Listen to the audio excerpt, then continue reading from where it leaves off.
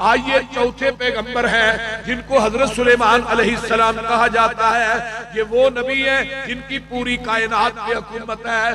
70,000 سپاہیوں اپنے آدمیوں کو لے کے بارش مانگنے کے لیے نکلتے ہیں۔ آپ ایک ایسی وادی میں پہنچتے ہیں جس کو قرآن نے وادی نمل کہا ہے۔ چیونٹی کہتی ہے چیونٹیوں کو، کہتی ہے کہ اپنی بلوں میں داخل ہو جاؤ، نبی سلیمان اور اس کا لشکر آ رہا ہے، کہیں اپنے پاؤں کے نیچے تجھ کو مسل نہ دے۔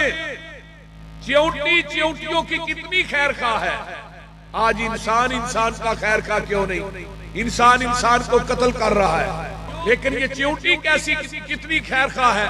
یہ کہتی ہے اپنی بلوں میں داخل ہو جاؤ، نبی سلیمان اور اس کے ساتھی آ رہے ہیں، کہیں ان کے پاؤں کے نیچے مسلی جاؤ گی، ان کو پتہ بھی نہیں چلنا۔ نبی سلیمان کو علم غیب نہیں، ان کے پاؤں کے نیچے آ کر آپ مسلی جاؤ گی۔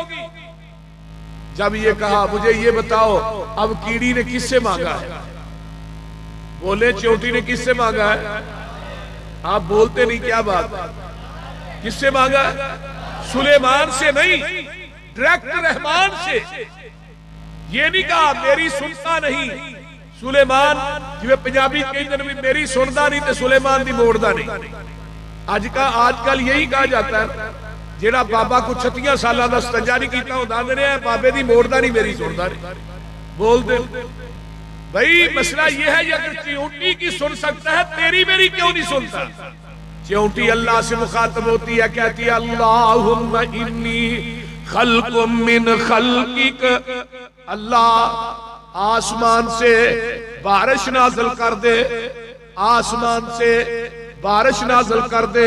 نبی سلیمان اور اس کے ساتھیوں کو بارش کی ضرورت پڑ گئی ہے، اللہ آسمان سے بارش نازل کر دے۔